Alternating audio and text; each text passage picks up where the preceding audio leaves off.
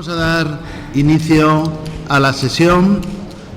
No me corresponde a mí presentarla, solo decir que estoy con dos queridos compañeros, uno de los cuales, que es Miguel Ángel Pacheco, que va a introducir la sesión y hacer la presentación, ha sido coordinador de este curso de posgrado y es por eso que ya, aunque en este momento pues ya no lleva a cabo esa función, pues siempre nos gusta no solo contar con él, sino que yo no voy a hacer en este caso las presentaciones, solo le quiero mencionar porque si no alguien tiene que presentar al presentador, ¿no? Porque si no, no tendría sentido. Él es profesor de Filosofía del Derecho de esta facultad, al igual que el profesor Alfonso García Figueroa, que es catedrático de Derecho Constitucional de esta facultad. Y sí quiero decir por lo menos una cosa, y es que los tres pues somos compañeros de estudios en un momento, pues en el siglo pasado, ¿eh? O sea que en realidad quiere decir que compañeros y amigos hace más tiempo del que nos gustaría reconocer seguramente, pero con mucho gusto yo voy a participar en esta sesión. No voy a hacer la presentación, pero sí tengo que hacer una cosa porque lo mandan los protocolos y cánones del derecho consuetudinario. Y lo que voy a hacer es ingresar en la Orden de Derecho Constitucional Toledo, de la que ustedes saben algo, y por supuesto el profesor Miguel Ángel Pacheco también sabe algo porque no solo pertenece a ella, sino que lleva el distintivo de la orden en este momento. Pues voy a ingresar a Alfonso García Figueroa, que hasta este momento, por circunstancias diversas, no muy fáciles de explicar, todavía no había ingresado en esta orden. Querido Alfonso, esto es una orden que está basada en el derecho consuetudinario. Son usos y costumbres inmemoriales, según los cuales el prioste fundador y gran maestre, que es quien te habla, pues de acuerdo con su libérrima voluntad decide quién ingresa en esta orden. Es gratuita, no pasamos ninguna cuota anual ni nada de esto, que esto siempre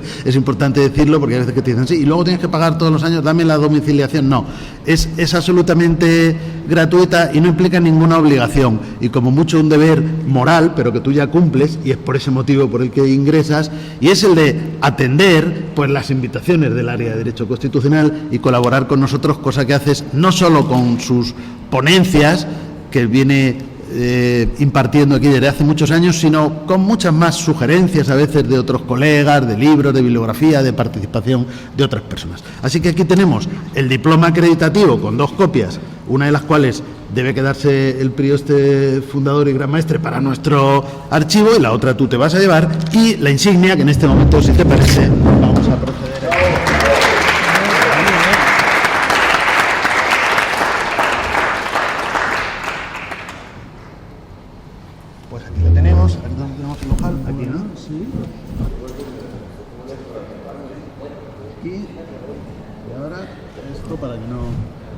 No tienes obligación de lucirlo, pero si lo luces, pues está muy bonito.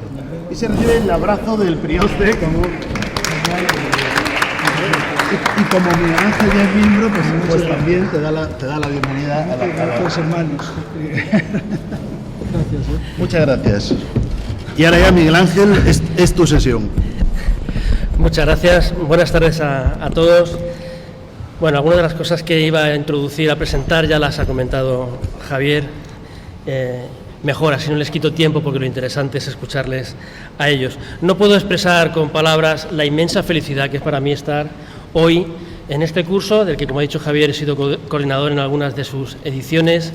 Agradecer a Javier, a Elena como sus directores, a todo el equipo, Silvia, Adriana, María, Kiko, espero no dejarme a nadie, en fin, a todos, por cómo nos tratan siempre y lo bien que organizan todas estas cuestiones que tienen su complicación, y bien lo sé. Y luego el segundo motivo de felicidad absoluta es compartir mesa, pues como decía también Javier, bueno, con 2 grandísimos colegas, pero fundamentalmente con 2 grandes amigos, de los que mantengo una amistad, pues sí, quizás demasiado tiempo ya, mejor no echar cuentas, pero varias décadas, del siglo pasado, efectivamente. Y no de muy finales, precisamente, tampoco. En fin, pues una gran alegría. La presentación quiero que sea muy breve y la introducción del tema también. Una vez que he dicho que me une con ellos una relación grande de amistad y que de las cosas más importantes o más interesantes que me han podido pasar en la vida ha sido acabar compartiendo trabajo, despacho prácticamente con Alfonso y facultad y solamente un piso de distancia con Javier, pues es de las cosas que uno se siente más agradecidos que la vida haya puesto en su camino, ¿no? Cuando nos conocimos no tenía yo la idea de que eso podría acabar así, porque nuestros caminos iban a ser diferentes en un inicio, y bueno, el destino ha querido que sea así, y en este caso el destino ha sido muy interesante, al menos para mí. Y decía, después de dicho esto, posiblemente ya nadie se crea si me pongo aquí a hablar de las excelencias académicas e investigadoras de cada uno de ellos dos, así que creo que me voy a ahorrar el trámite de decirles lo buenos que son cada uno en su área. El profesor Díaz Reborio, catedrático de Derecho Constitucional en esta facultad, con un currículum sobradamente conocido seguramente por todos ustedes, y si no, como son públicos, les animo a que puedan contrastar lo que estoy diciendo en Internet y verán cómo cada uno de ellos, con sus publicaciones, sus investigaciones, en fin, que es tontería que me pierda ni un solo segundo más en estas cuestiones que sería malgastar el tiempo y no tenemos mucho. Así que en ese sentido, bueno, que sean mis amigos no excusa para el mérito que tienen ambos, y que además esto es una cuestión que se puede contrastar con la realidad y por lo tanto es un dato verificable, no es una mera opinión o que me pierda el sentimiento, que no me importaría por otra parte perder el poco pelo que me queda por ninguna de las dos personas que me acompañan en la mesa. Bueno, la propuesta que nos va a hacer Alfonso es interpretación conforme a la Constitución y legalismo, como ven en la pantalla, y yo simplemente quiero hacer alguna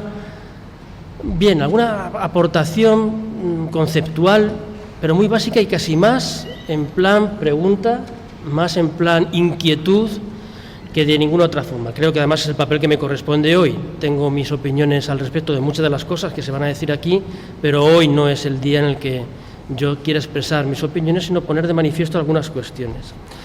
Bien, además creo que está muy bien, como siempre, el programa organizado, porque en la sesión anterior la profesora Magdalena pues nos ha ilustrado sobre un aspecto de la interpretación constitucional, como son las sentencias manipulativas, de la que ha hecho una excelente exégesis, y tiene mucho que ver con lo que hoy vamos a escuchar aquí en la propuesta que nos hace Alfonso. En definitiva, interpretar la Constitución es un binomio que puede ser afrontado desde muy diferentes perspectivas, y quizá una aclaración conceptual sobre esas cuestiones, que a buen seguro nos va a hacer Alfonso, es interesante hacerla, y casi diría más que interesante, necesario hacerlo, porque todo el mundo tenemos una idea de qué es interpretar un texto. Interpretar, básicamente, con muchos matices que podríamos hacer, es atribuir significado a un significante, y en el caso del derecho, a la disposición normativa le atribuimos un significado, y ahí tendríamos la norma correspondiente a esa interpretación. Interpretación constitucional, primer problema que se plantea, ¿es una parte de la interpretación en general o es la interpretación constitucional una interpretación especial, específica del texto constitucional? Aquí empezaríamos ya con el debate de las ideas.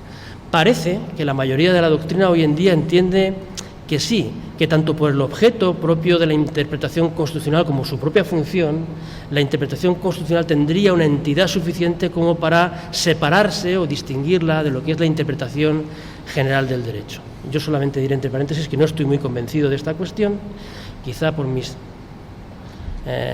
telúricos presupuestos positivistas y prejuicios que tengo positivistas, en el que entiendo que la Constitución no deja de ser un texto, y si el texto importa, puede haber alguna diferenciación gradual, de grado, respecto a lo que es interpretar cualquier otra norma del ordenamiento jurídico, pero no veo una entidad tan grande. Y algunos dirán, bueno, pero es que las técnicas de interpretación constitucional sí son muy distintas de las técnicas de la interpretación del derecho en general, de la ley en general. Porque es verdad que se pueden aplicar criterios que todos conocemos de interpretación en la interpretación constitucional, teleológica, gramatical, etcétera, todos conocemos estos criterios de interpretación, pero además la interpretación constitucional requiere de algún otro tipo de técnica interpretativa que no es propio del resto del ordenamiento jurídico. Me estoy refiriendo a la interpretación conforme por un lado y a la famosa ponderación por otro, como máximos ejemplos de lo que podríamos decir técnicas interpretativas del derecho constitucional, aunque no únicas, habría otras muchas que no es menester citar aquí. Bueno, mi planteamiento es, ¿esto es descriptivamente así o es normativamente así? No lo tengo muy claro, porque para aceptar esta distinción en las técnicas interpretativas habría que asumir una premisa mayor de ese razonamiento, y es esta premisa que mantienen tesis o concepciones del derecho que consideran o se consideran superadoras del positivismo jurídico. Es decir, que volvemos otra vez a viejos debates. Es la idea de que las constituciones rematerializadas en nuestro continente a partir de la Segunda Guerra Mundial han supuesto una transformación del ordenamiento jurídico, una mutación genética, que nos diría Zagrebelsky, ¿no? El derecho ya no puede ser el que era, los principios morales y las razones morales han anidado en el interior del ordenamiento jurídico, porque la Constitución está llena de normas con textura abierta, con una fuerte impronta moral, y por lo tanto esa separación conceptual como tesis del positivismo metodológico entre el derecho y la moral deja de tener sentido, porque ahora ya una herramienta hermenéutica y epistemológica a la hora de interpretar y aplicar el derecho es también la moral. La moral forma parte de alguna manera de esa regla de reconocimiento del propio sistema. Y de esto no puede dar cuenta bien el positivismo jurídico tradicional, y por lo tanto es una teoría del derecho trasnochada. Por eso los tribunales constitucionales se les considera por este sector de esta concepción del derecho como tribunales más activos judicialmente o activistas, según quien lo diga, y por lo tanto tienen un papel más importante. Y además esto conlleva a otra, y voy a acabar ya, esto conlleva a otra serie de problemas o de situaciones, problemas para mí, riesgo para mí, la interpretación conforme para mí supone un riesgo, la ponderación aún mayor riesgo para el ordenamiento jurídico. Tendrán una sesión aquí la semana que viene en la que les van a debatir sobre ponderación y se van a divertir mucho, porque cada año es así, se repetirá y aprenderán mucho sobre los problemas y posibles riesgos de esa ponderación o sus elementos a favor. Y les decía que es otra de las grandes premisas de estas nuevas corrientes en cuanto a concebir el derecho, que provienen fundamentalmente de Dworkin y Alexis, sobre todo de este último.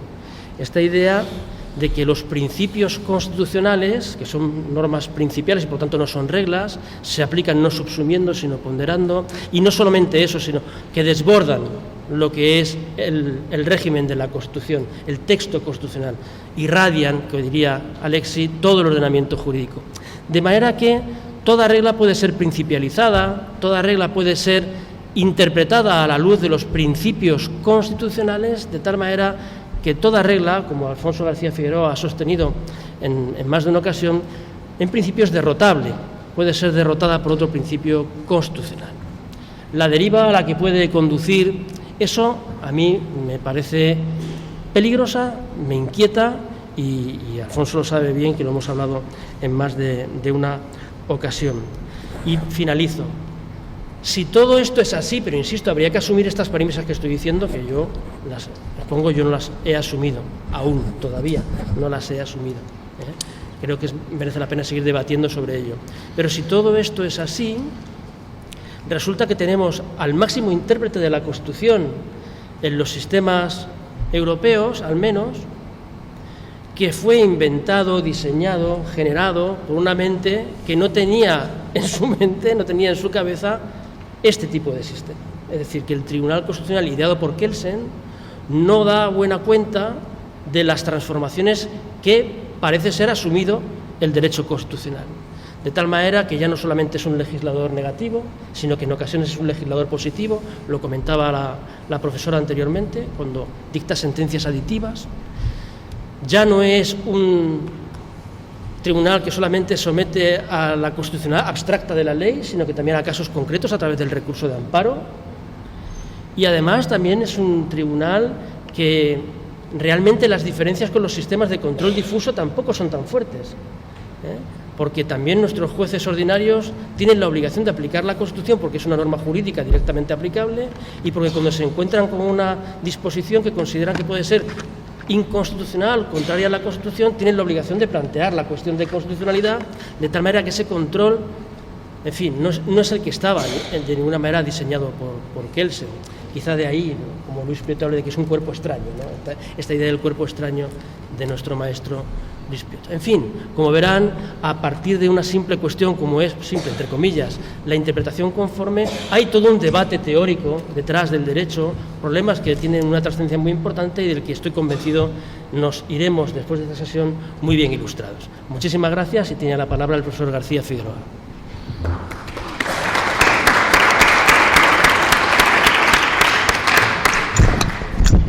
Muchas gracias, querido Miguel Ángel, y sobre todo muchas gracias a todos los amigos de este querido departamento de Derecho Constitucional por su reincidencia temeraria, ¿no? Cada año me llaman y yo con gran gusto pues me gusta participar, y en esta ocasión verdaderamente casi aturdido, ¿no?, por el inmenso honor que me haces al incorporarme a esta distinguida orden. Recibo como un honor muy en serio pertenecer a ella, te lo agradezco mucho.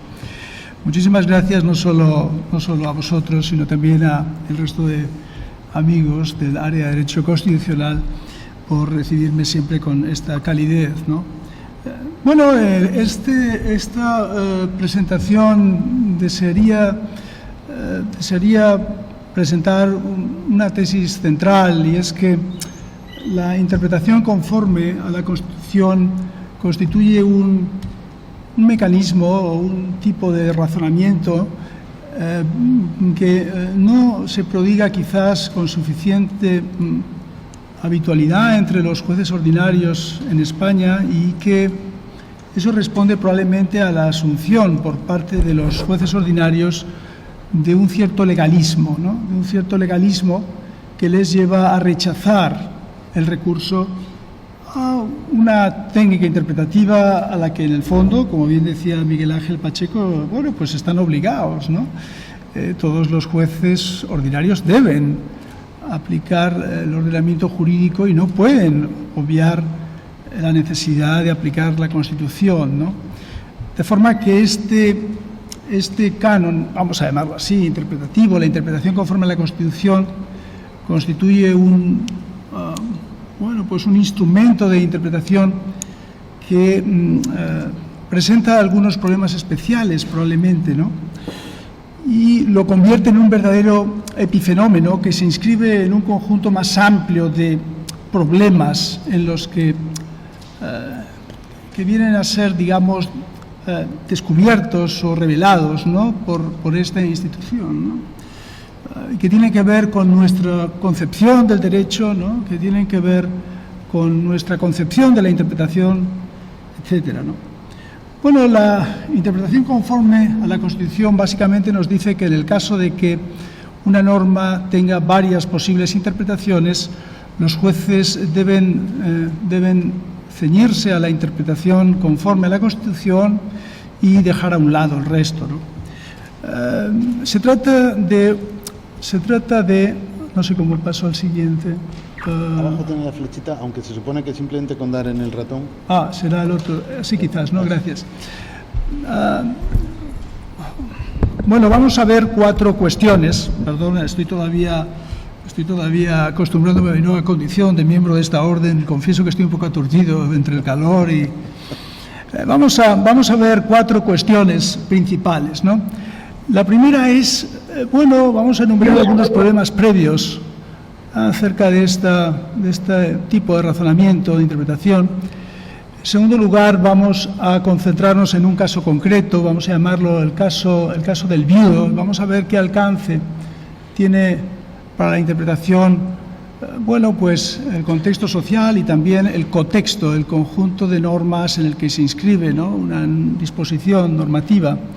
En tercer lugar, me voy a referir a un caso también muy conocido de la jurisprudencia constitucional española, que es una sentencia del Tribunal Constitucional sobre el matrimonio homosexual. Y finalmente voy a hablar de algunas interferencias legalistas, ¿no?, vamos a llamarlas así, que se producen a la hora de aplicar la interpretación conforme por parte de los jueces ordinarios, ¿no? Vamos a ver, en primer lugar, qué problemas nos plantea, ¿no?, la interpretación conforme. Algunos afirman que es un concepto controvertido por 2 razones. Se afirma que probablemente la interpretación conforme a la Constitución no es constitucional porque su objeto son normas infraconstitucionales. A esto habría que responder que involucra necesariamente interpretación constitucional, porque la Constitución también debe interpretarse para poder ser interpretado a su vez, ¿verdad?, la norma infraconstitucional. Y en segundo lugar, hay quien cuestiona que se trate de interpretación porque afirma que la interpretación conforme a la Constitución en realidad no es sino una norma de prioridad, una metanorma que nos indica que debemos dar prioridad a cierta interpretación y no a otra, ¿no? Y en definitiva estos problemas surgen porque se involucran a su vez algunos conceptos controvertidos que son relevantes aquí. Los dos conceptos controvertidos y que son objeto de estudio por la teoría del derecho son la interpretación y el derecho, ¿no? ¿Qué quiere decir derecho y qué quiere decir interpretación cuando hablamos de interpretación conforme a la Constitución? ¿Podremos llegar alguna vez a una solución acerca de los problemas que plantea la interpretación conforme? Probablemente no. Y quizás sea porque, como nos dice un teórico inglés, australiano, ya no me acuerdo, Paul Daly, existen invariablemente dos tipos de juristas, ¿no? Los juristas de tipo A, que son defensores de un cierto textualismo y del ideal, del valor de la certeza, y piensan que la interpretación del derecho sobre todo debe tender a asegurar un cierto mínimo de certeza acerca de lo que es la actividad interpretativa. Y existen juristas de tipo B que en cambio piensan que la interpretación es una cuestión de coherencia y de principios, de forma que interpretar es fundamentalmente incorporar a la actividad interpretativa una cierta coherencia, ¿no? ¿Quiénes serían juristas de tipo A? Bueno, probablemente sería un jurista de tipo A muy claro, un originalista como Robert Bork en su época o como Antonin Scalia, ¿no?, en Estados Unidos. ¿Quién sería un jurista de tipo B? Probablemente Ronald Dworkin, ¿no?, por tratar de establecer algunos, digamos, referentes que nos pudieran guiar un poco, ¿no? Vamos a comenzar viendo cuál es, digamos, el canon clásico acerca de la interpretación conforme a la Constitución. ¿Qué se requiere para que haya verdaderamente interpretación conforme, ¿no?, que no estemos ante otras figuras, ¿no? La aproximación alemana clásica exige 4 condiciones para que exista interpretación conforme a la Constitución. En primer lugar, debemos encontrarnos ante un enunciado legal, un enunciado jurídico que sea ambiguo, es decir, que tenga varios significados. En segundo lugar, al menos una interpretación de las posibles debe violar la Constitución. En tercer lugar, al menos una interpretación de las posibles debe ser conforme a la Constitución. Y en cuarto lugar, la interpretación conforme no debe dejar irreconocible a la disposición normativa interpretada, ¿no? En cierta forma, digamos que el texto una vez interpretado no debería dejar de ser reconocido por el autor del propio texto, por el legislador, ¿de acuerdo? Esa sería la cuarta condición. Sin embargo, cuando nosotros observamos la jurisprudencia del propio Tribunal Federal alemán, Tribunal Federal Constitucional, ¿no?, alemán, nos damos cuenta de que ellos mismos afirman que cada norma jurídica recibe un cierto sentido suplementario, ¿no? Las normas deben ser desarrolladas. ¿Hasta qué punto las normas deben ser plenamente reconocibles por su autor? Si los jueces, a la hora de aplicarlas, deben también incorporar un cierto nivel, deben incorporar un sentido suplementario a esas disposiciones, ¿no? Verdaderamente aquí empiezan los problemas, ¿no? Vamos a ver en primer lugar el que he llamado caso del viudo, ¿no? Para esto debemos volver a los años 80 en España. Resulta que existía una norma vigente, a pesar de que ya había sido, como veremos, promulgada la nueva Constitución del 78. Había una norma, el artículo 3 de un decreto ley de 2 de septiembre de 1955, que afirmaba lo siguiente, y leo: la Caja Nacional del Seguro de Vejez e Invalidez del Instituto Nacional de Previsión concederá con cargo a sus fondos una prestación a las viudas de los trabajadores beneficiarios del expresado seguro. Era un seguro especial que había en España, un seguro de viudedad y tal, ¿no? Esta disposición normativa, el artículo 3 de este decreto, podría ser reformulado sin demasiada pérdida de sentido, como aquí indico N1, ¿no? Las viudas de los trabajadores tienen derecho a una pensión. Creo que sería una forma correcta, ¿no?, de interpretar en principio. Sin embargo, no es la única interpretación.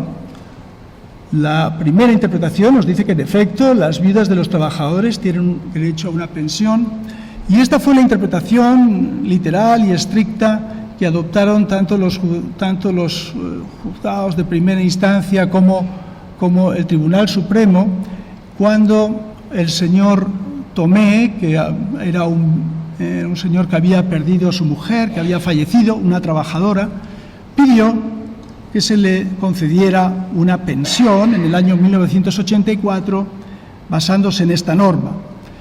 Como digo, en principio tanto la Administración como la jurisdicción ordinaria deniegan este derecho porque interpretan que lo que dice la norma es muy claro, y es que las viudas y no los viudos de los trabajadores tienen derecho a una pensión.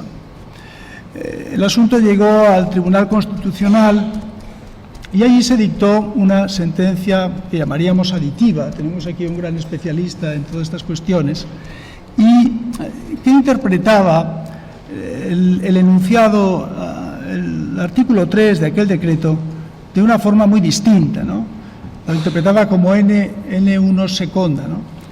Las viudas de los trabajadores y los viudos de las trabajadoras tienen derecho a una pensión, y ello sobre la base de un artículo de la Constitución española, el artículo 14, que afirma que los españoles son iguales ante la ley, sin que pueda prevalecer discriminación alguna por razón de nacimiento, raza, sexo, etc. No puede, por tanto, existir discriminación por razón de sexo, y desde ese punto de vista, esta era una norma que solo podría ser constitucional si también abarcara a los viudos, ¿de acuerdo? Bueno, para intentar ver qué ha sucedido, quizás lo primero que habría que decir es que lo que viene a sostener esta sentencia es que el juez ordinario tuvo que haber aplicado, hay un juicio contrafáctico implícito en todo esto, y es que el juez debería haber podido aplicar una interpretación conforme a la Constitución y debería haber concedido la pensión de viudedad también al señor Tomé, que era un viudo y no una viuda, ¿no?, de un trabajador, en este caso de una trabajadora, ¿no? Así que, bueno, tenemos que hacernos algunas preguntas sobre la interpretación constitucional y a qué nos lleva. Como antes decía Miguel Ángel Pacheco, la interpretación constitucional siempre ha parecido una interpretación peculiar, quizás respecto a la interpretación general, ¿no?, el concepto general de interpretación, pero eso no significa que la interpretación constitucional no sea una forma de interpretación que merece también ser estudiada como un caso, bueno, más de interpretación, ¿no? ¿Qué significa interpretar en general? Bueno, interpretar significa atribuir un significado a un enunciado, ¿no? Por ejemplo, podríamos decir que el enunciado S significa P, ¿no? De tal forma que tenemos una formulación lingüística que entrecomillamos para indicar que es un conjunto, en este caso es una sola letra, un conjunto de palabras, ¿no?, y que tiene un significado. Creo que estoy retransmitiendo. Y creo que es que se está viendo por ahí. Estamos duplicando. Aquí está apagado. Tenemos por un lado, por tanto, el significante, que es la formulación lingüística, el enunciado escrito, en este caso el artículo 3, ¿no?, por ejemplo, pero podríamos... Se fue el audio, se escucha.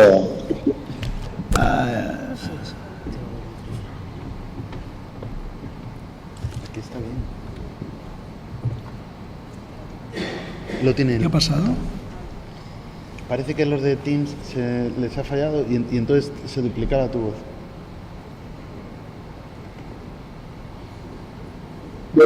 El micro tiene que estar abierto, ¿no? Vale. Lo hago ya desde aquí y ya está. Para que puedas compartir la presentación.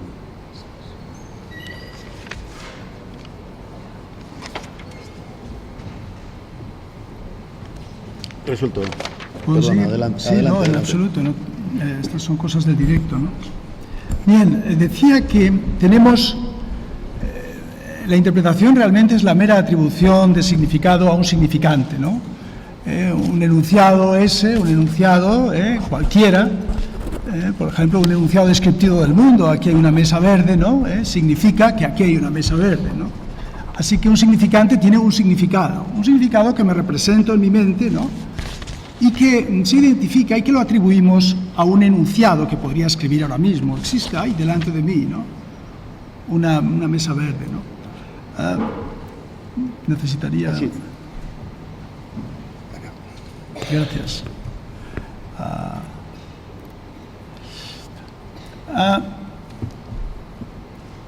Si nosotros nos detenemos un momento, en esta primera concepción de interpretación estamos afirmando que nos encontramos ante dos entidades, ¿no?, que se encuentran como en dos espacios distintos.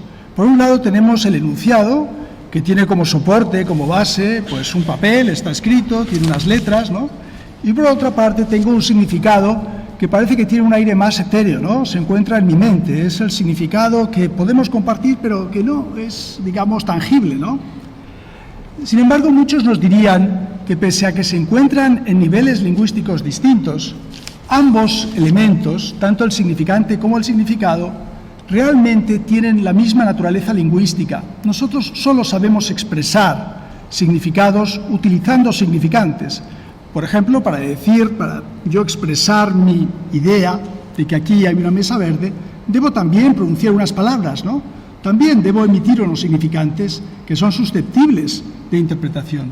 Por tanto, quizás la forma más correcta de hablar de interpretación no es la primera, la interpretación 1, sino la segunda, la interpretación 2, que hace algo muy, en fin, que aparentemente puede ser poca cosa, pero que tiene su importancia, y es entrecomillar la segunda parte del enunciado. El enunciado S significa la proposición P, que puede ser verdadera o falsa, y que entrecomillo para decir que es también otro significante susceptible a su vez de una interpretación. Cuando yo digo que aquí delante tenemos una mesa verde, yo estoy expresando un significante que a su vez debe ser interpretado y así sucesivamente en lo que podría convertirse en un regreso hacia el infinito.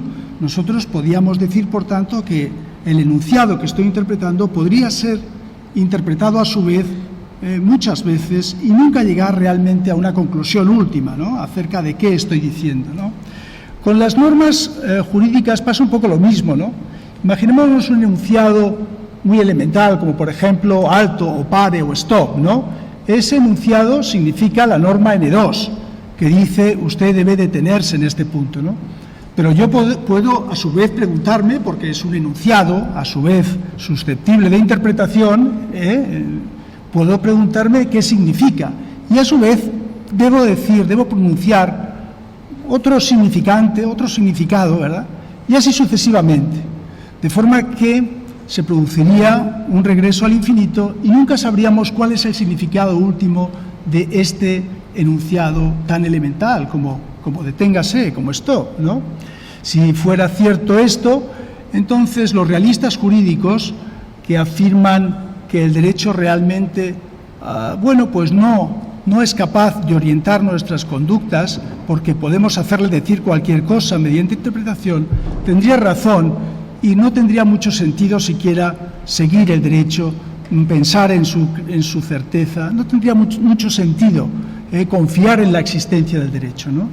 Así que, nosotros no vamos a seguir este camino y vamos a pensar más bien que existe un punto medio entre pensar que existe una única respuesta correcta a todas las interpretaciones, problemas interpretativos que podemos plantearnos, ¿no?, y aquella otro extremo que considera que no existe ninguna respuesta correcta a nuestros problemas interpretativos. Seguramente lo que exista es lo que podríamos llamar un espacio de posibilidad discursiva, lo que podríamos llamar un espacio de posibilidad de interpretaciones, un amplio espacio en el cual podemos, con más o menos fortuna, interpretar, ¿de acuerdo?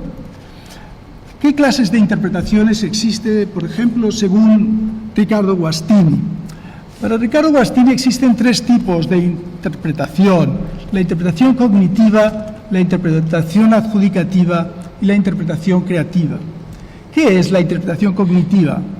La interpretación cognitiva es propia de la dogmática jurídica, fundamentalmente, y lo que hace es simplemente hacer un elenco de cuáles son las interpretaciones posibles de un enunciado jurídico.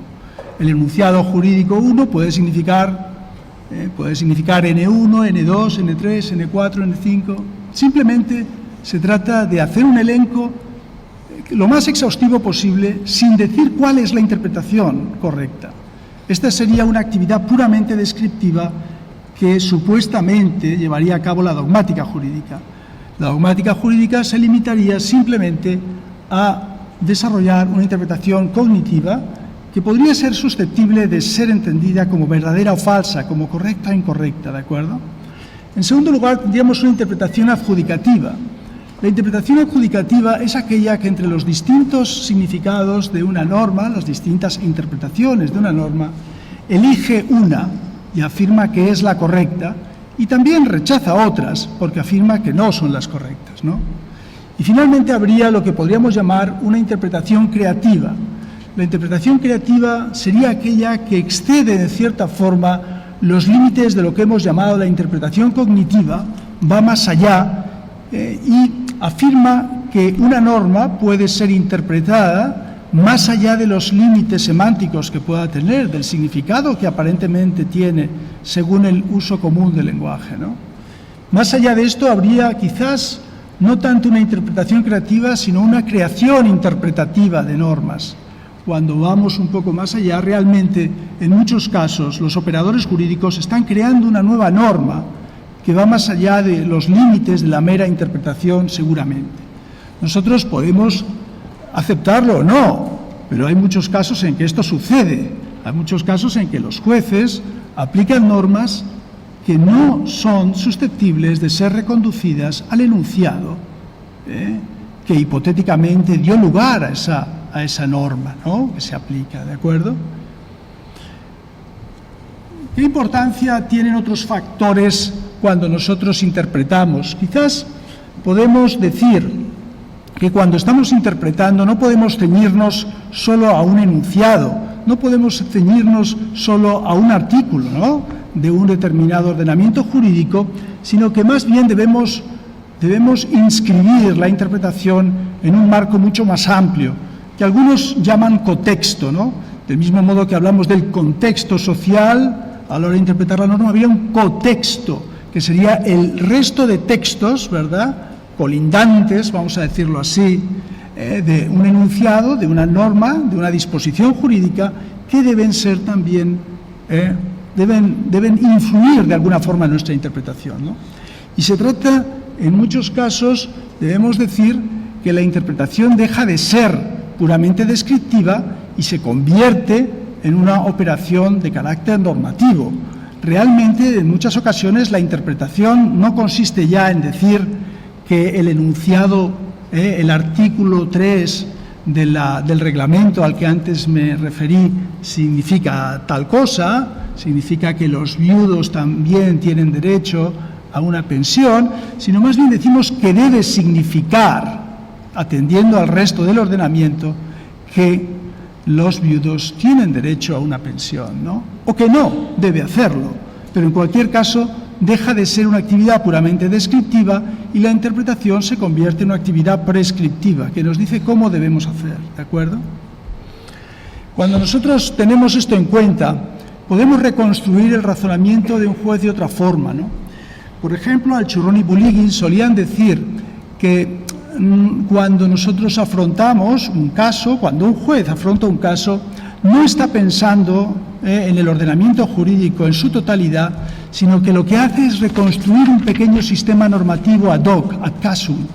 Lo que hace es seleccionar las disposiciones relevantes para resolver un caso y entonces reconstruye un sistema, ¿no? Comenzaría mirando cuáles son los significantes relevantes, las disposiciones normativas relevantes para resolver el caso. En el caso del viudo sería el artículo 3 del decreto ley que he referido antes, ¿no?, que afirmaba que las viudas, tendrán derecho a una pensión, y también el artículo 14 de la Constitución, que afirma que no se discriminará a nadie por razón, entre otras cosas, de sexo. Estos dos enunciados deben ser interpretados, por tanto debemos atribuirles un significado en la segunda línea. El significado podría ser reconstruido así. N1 dice las viudas tienen derecho a una pensión y N6 diría mujeres y hombres tienen los mismos derechos. N1, por tanto, es la interpretación del artículo 3 y N6, en la segunda línea al final, es la interpretación del artículo 14 de la Constitución, ¿no? A esto habría que añadir otros elementos, por ejemplo, la definición 1, en la tercera línea, las viudas son mujeres y los viudos son hombres. De la combinación del artículo de la norma 6, N6, y de la definición 1, se colige que viudas y viudos tienen los mismos derechos. Y de N1 y N7 se deriva que si las viudas tienen derecho a una pensión, los viudos tienen derecho a una pensión. Y entonces podríamos llegar a una interpretación conforme, según la cual viudos y viudos de trabajadores tienen derecho a una pensión. Incluso podríamos decir, algunos dirían que se ha creado una nueva norma que afirma que los viudos de los trabajadores, de las trabajadoras, tienen derecho a una pensión. Y esto daría lugar, por supuesto, a su vez, a una aplicación por subsunción. Todos los viudos de trabajadores tienen derecho a una pensión. El señor Antonio Tomé es el viudo de una trabajadora. El señor Antonio Tomé tiene derecho a una pensión.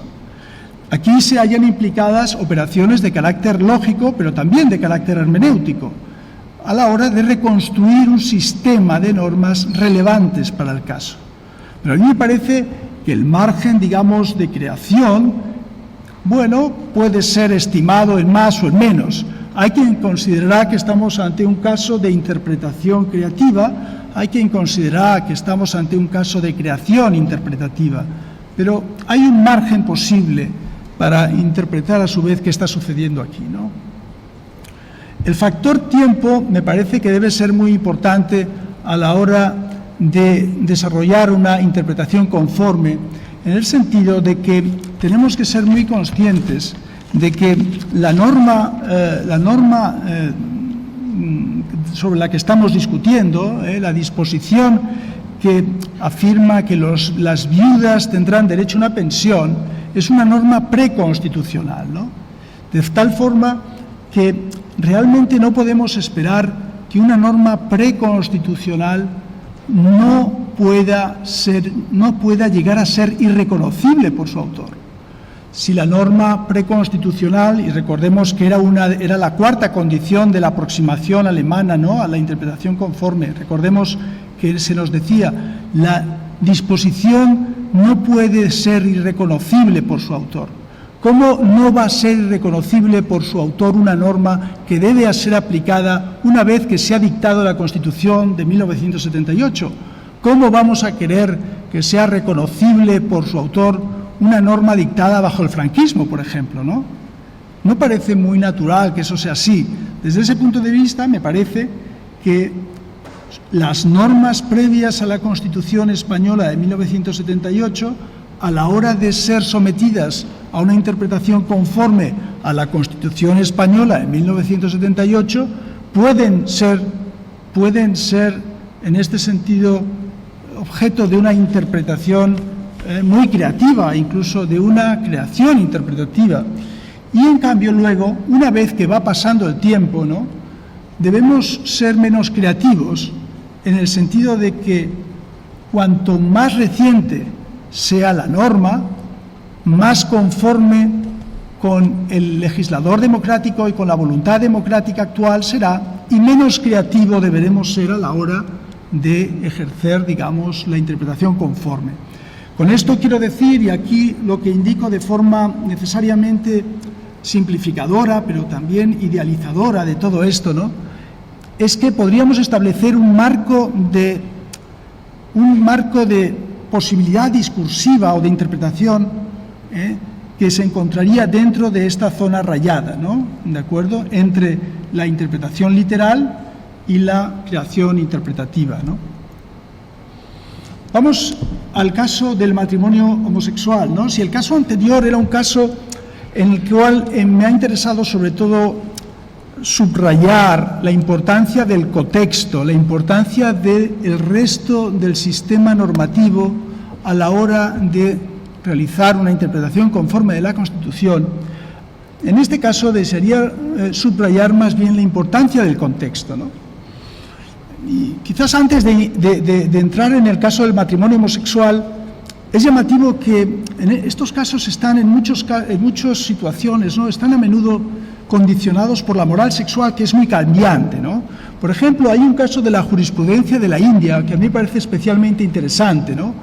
En la India había un tipo penal que afirmaba que castigaba lo que llamaba el sexo antinatural, ¿no? El sexo antinatural, o que iba contra el orden de la naturaleza, ¿no?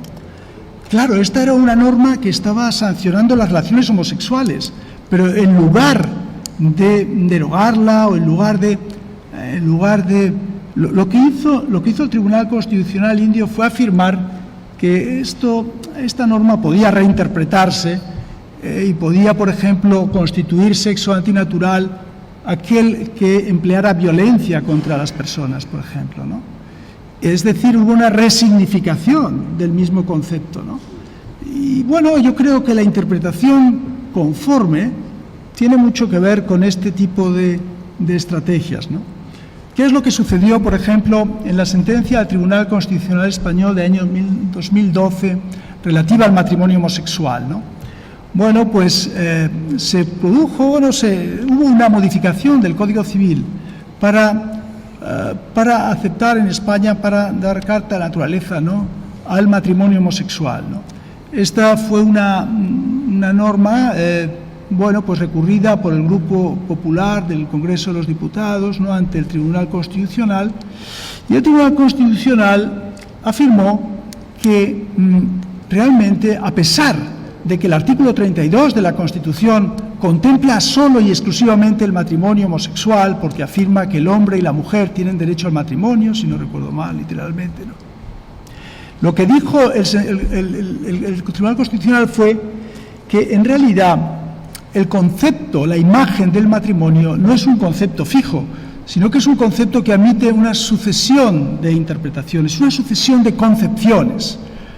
Esto tiene una dimensión, la misma mera forma de expresarlo es muy dworkiniana. Dworkin nos dice, bueno, hay conceptos en la Constitución que van admitiendo una secuencia de concepciones a lo largo del tiempo, porque la sociedad pues va cambiando y, bueno, pues es deber probablemente del Tribunal Constitucional ir ajustando el significado de esas instituciones al sentir social, ¿no? De hecho, lo que hace esta sentencia es apelar a la idea, a la doctrina, parece ser que de la jurisprudencia canadiense, del árbol vivo, ¿no? La Constitución es un árbol vivo que va modificándose, y el Tribunal Constitucional lo que tiene que hacer es tratar de incorporar esas nuevas sensibilidades o esas nuevas concepciones a la hora de interpretar los conceptos constitucionales, ¿no? Aquí advertimos cómo el contexto social ha impactado claramente sobre la interpretación de la Constitución, ¿no? Si antes lo era el contexto, ahora lo es el contexto, ¿no? ¿Qué importancia tiene el contexto, no? Pues a mí me parece que mucho. Y eso, algunos autores dicen, esto es una bobada. Un texto no puede cambiar de significado simplemente porque cambia el entorno. Hay algunos autores, como por ejemplo el profesor Hernández Marín, que afirma: las obras de Aristóteles siguen diciendo lo mismo ahora y hace 2000 años o 2500 años. ¿Por qué va a decir ahora algo distinto? El contraejemplo lo hallaríamos quizás en un cuento de Borges, que se llama El Cervantes o el Don Quijote por Pierre Menard, ¿no? En ese cuento, Borges nos cuenta la historia de un escritor francés, Pierre Menard, que decide reescribir el Quijote. pero lo hace literalmente, palabra por palabra, coma por coma, espacio por espacio, punto por punto. Así que tenemos aquí, por ejemplo, el Quijote de Cervantes, tomemos este enunciado. La verdad cuya madre es la historia, émula del tiempo, depósito de las acciones, testigo de lo pasado, ejemplo y aviso de lo presente, advertencia de lo porvenir. ¿Qué escribe en este punto Pierre Menard? Lo mismo. La verdad cuya madre es la historia, émula del tiempo, depósito de las acciones, testigo de lo pasado, ejemplo y aviso de lo presente, advertencia de lo porvenir. Y sin embargo, nos dice Borges en su cuento, que este enunciado escrito por Pierre Menard tiene otro significado. ¿Por qué? Porque para tener el mismo significado que en la época de Cervantes, Pierre Menard debería haberse olvidado de la historia desde 1602 hasta la actualidad, debería saber español, debería ser católico, el significado, por tanto, no es insensible al contexto en este sentido, nos diría aquí Borges, es lo que nos quiere aquí enseñar, ¿no? Y entonces, ¿cómo afecta el factor tiempo a la interpretación de las normas constitucionales? Pues me parece que quizá de forma inversa, ¿no? En el caso de las normas constitucionales, conforme nos alejamos en el tiempo de la Constitución, probablemente debamos ser más creativos, en el sentido de que debamos incorporar a los conceptos constitucionales una mayor carga interpretativa para poder introducir las nuevas concepciones de esos conceptos constitucionales. Es decir, a medida que el tiempo va discurriendo, probablemente el concepto de matrimonio irá significando más cosas. Y no es algo que debamos lamentar, de todas formas, ¿no? Es simplemente un hecho social, seguramente, ¿no? ¿Qué interferencias legalistas, para terminar, se producen cuando hablamos de interpretación conforme a la Constitución, ¿no? Bueno, quizás me ha interesado especialmente subrayar en este paper que estoy presentando que los jueces ordinarios han tratado de evitar la interpretación conforme a la Constitución apoyándose en un instrumento que es la elevación de la cuestión de constitucionalidad, ¿no? ¿Qué significa esto? Significa que, bueno, los jueces ordinarios en España pueden elevar una cuestión de inconstitucionalidad, al Tribunal Constitucional cuando existan dudas acerca de la constitucionalidad de una determinada disposición normativa, ¿no? Y deben hacerlo, no solo podrán hacerlo, sino que deben hacerlo en caso de que ninguna de las posibles interpretaciones de esa disposición sea constitucional. Es decir, las opciones son las siguientes: o bien el juez ordinario desarrolla una interpretación conforme, o bien le está permitido elevar la cuestión, o bien es obligatoria. Dado que algo obligatorio implica que está permitido, prácticamente casi siempre está permitido que el juez eleve una cuestión de constitucionalidad, ¿no? Esto lo que tiene como consecuencia que los jueces son reticentes a hacerlo porque se sienten, en cierta forma, que están invadiendo el espacio de otras instituciones del Estado, ¿no? Y esto es lo que da lugar a una cierta autorrestricción y basado en un cierto legalismo desde mi punto de vista, ¿no? ¿Qué conclusiones podríamos alcanzar quizás para un debate, ¿no? Bueno, podríamos hablar de algunas cuestiones que se derivan y serían un poco complejas. Por ejemplo, podríamos pensar que, dadas las dificultades que este tipo de mecanismos plantea, probablemente sería una buena alternativa pasar a un sistema difuso de control de constitucionalidad. ¿Por qué no? Por ejemplo, Luis Prieto ha sostenido en España, como decía antes Miguel Ángel Pacheco, sostenía que El Tribunal Constitucional, en cierta forma, es actual, es un cuerpo extraño en la concepción que tenía Kelsen, ¿no?, del Tribunal Constitucional, porque él estaba pensando en constituciones que no tenían tal número, tal cantidad de derechos fundamentales y de contenidos materiales, ¿no? Servía para otra cosa la Constitución, para repartir poder, repartir competencias, etcétera, pero no para reconocer derechos individuales, etcétera.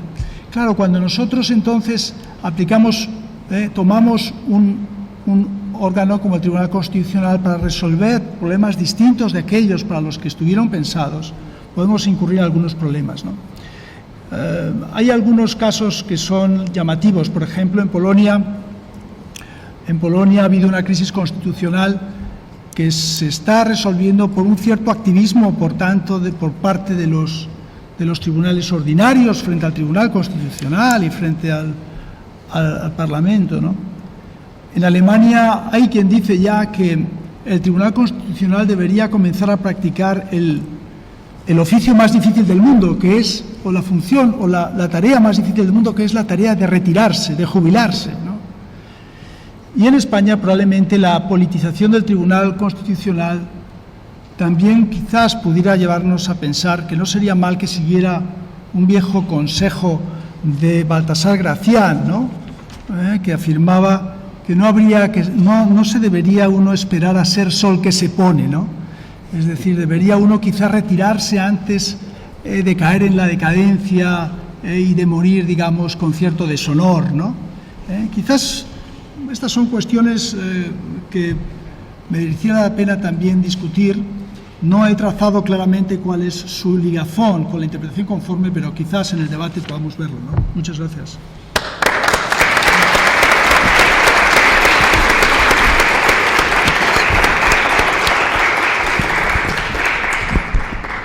Muchas gracias, profesor García Figueroa. No. En primer lugar, voy a explicar muy brevemente el sentido de mi intervención en esta sesión, porque quizás ustedes tenían una primera versión del cronograma donde aparecía solamente Miguel Ángel Pacheco y Alfonso García Figueroa, y una segunda en la que aparezco yo, que voy a hacer, podemos llamar una contraponencia, pero en el mejor sentido de la expresión. ¿Por qué esto es así? Bueno, primero porque el profesor García Figueroa, que nos distingue siempre con su presencia y con sus aportaciones todos los años, en los últimos años veníamos abordando distintos temas, no él y yo, sino con algún otro profesor invitado, bajo este formato, ¿no? Como dijimos en la inauguración, es un tipo de formato que nos interesa especialmente, ponencias dobles, ponencia contra ponencia. También vamos a inaugurar este año conversatorios, ¿no? Otro tipo de fórmulas que parecen más atractivas. Pero en realidad, bueno, pues un profesor, yo prefería la verdad es que yo quería hacerlo, pero prefería que lo hiciera un profesor externo, porque yo tengo otra sesión que va a ser con la profesora Adriana Travevals, con lo cual tampoco va a ser una sesión monográfica, donde algunos de estos temas se van a abordar y no quiero anticipar demasiado, ¿no?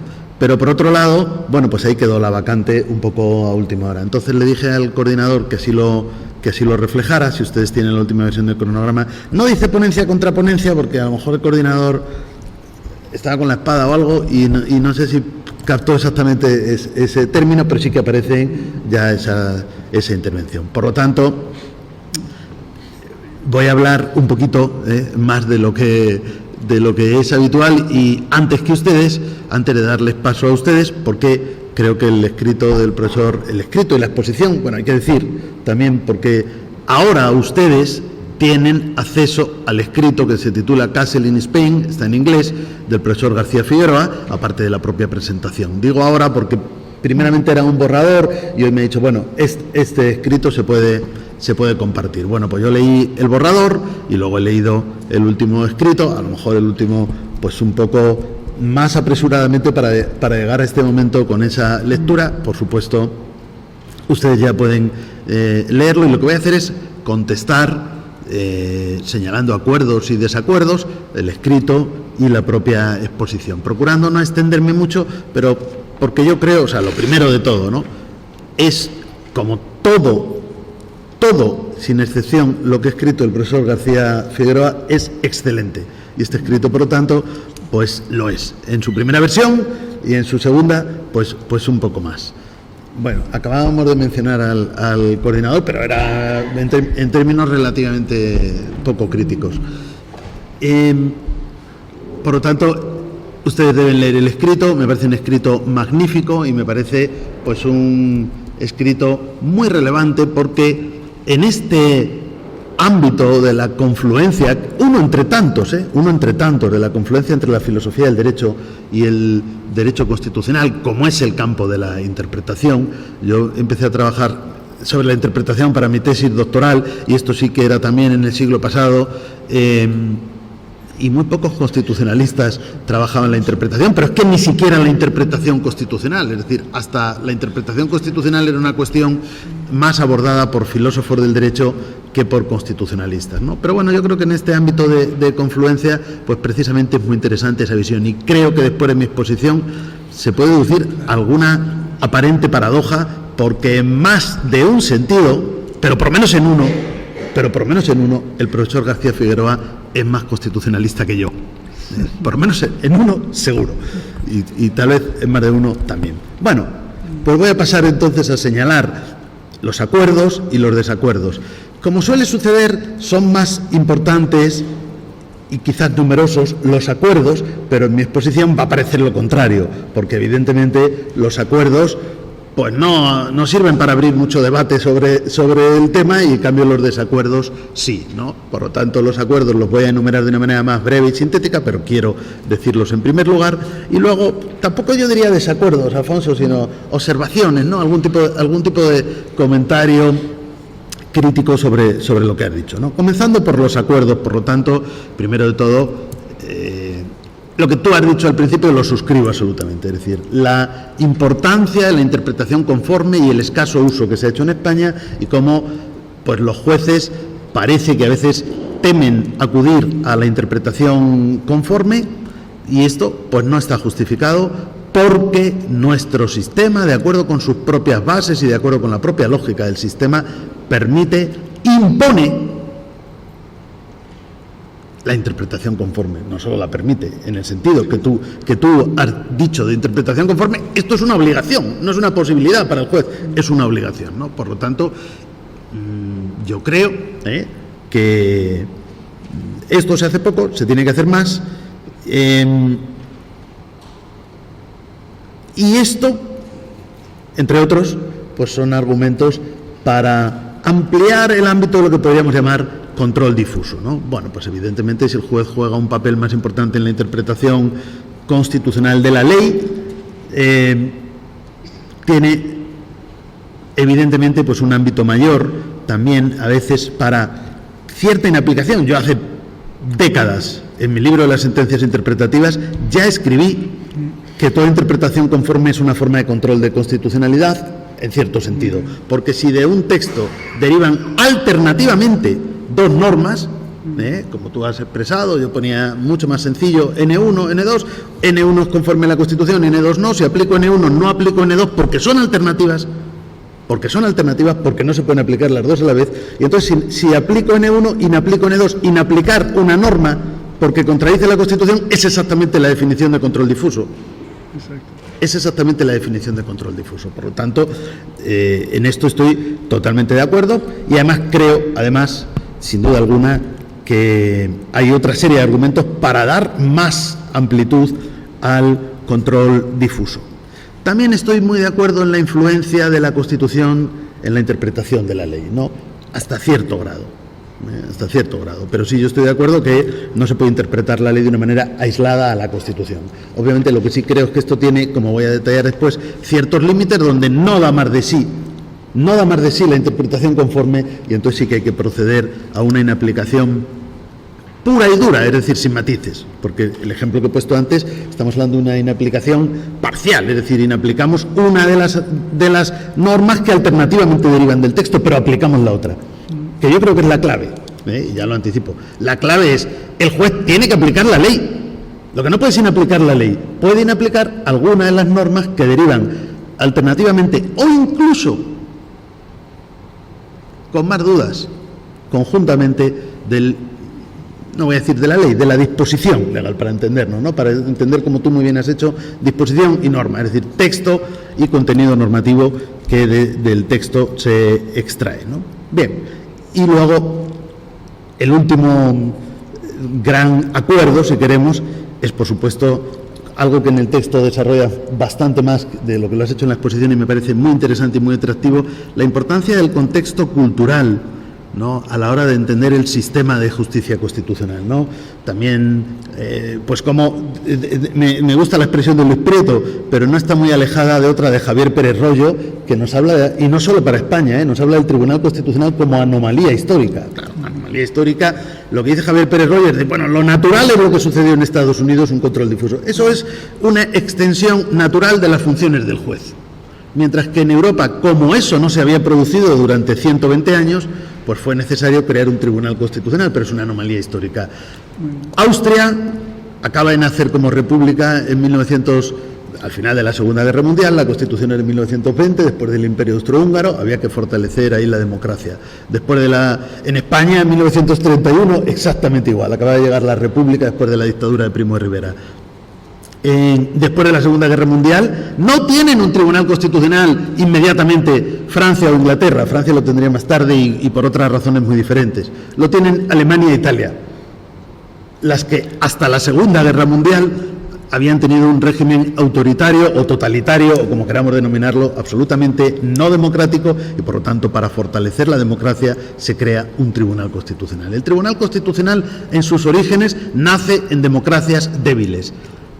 La excepción sería el caso francés, que nace por otros motivos que no tengo tiempo aquí de explicar, pero si sigo, Portugal, después de años de dictadura, Tribunal Constitucional. España en 1978, después de 40 años de franquismo, Tribunal Constitucional. Luego ya no, porque ya el Tribunal Constitucional ha sido la moda mundial, ¿no? Entonces ya, a veces sí, a veces se pierde este origen, pero en su origen así lo fue. El Tribunal Constitucional es una anomalía histórica, como es una anomalía histórica que los jueces no puedan inaplicar la ley inconstitucional.